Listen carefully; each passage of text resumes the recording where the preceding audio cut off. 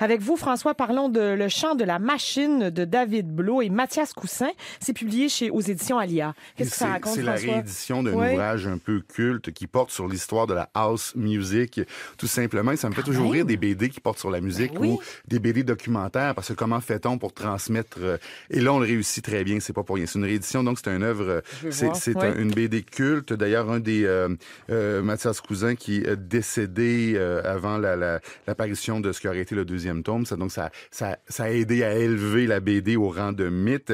Mais en plus, ce sont deux amoureux de la musique qui le font, qui écrivent. Les dessins sont magnifiques, c'est beau, c'est dense et c'est extrêmement bien documenté. On a l'impression de lire carrément une monographie sur l'histoire de cette musique-là. Mais ils font... Campé à Chicago, notamment. Campé à Chicago, notamment. Mais on se promène un peu, parce que la house music est née dans la région de Chicago. On va se promener. Alors, nous sommes tous des loft babies. On est tous des gens qui avons participé à des raves, des choses comme ça. Les questions du MDMA, évidemment, c'est incontournable. Absolument. Puis la EDM, Electronic Dance Music, et tout ça. Donc, on se promène là-dedans.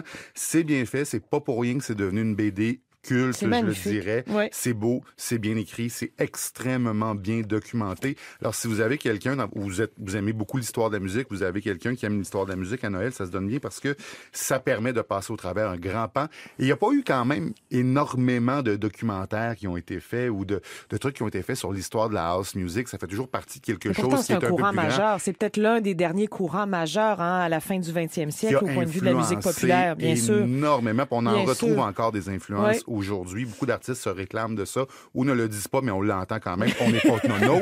On le sait que c'est là. Il y a l'incursion de la couleur qui est très belle là-dedans. C'est en noir et blanc, puis à un moment donné, il y a du rose tout d'un coup. Et ça disparaît par la suite. C'est magnifique. Mais c'est beau, c'est une belle BD, Le chant de la machine, honnêtement. J'avais hâte au tome 2, mais il ne sera jamais là. Et Mathias Cousin, c'est publié aux éditions Alia.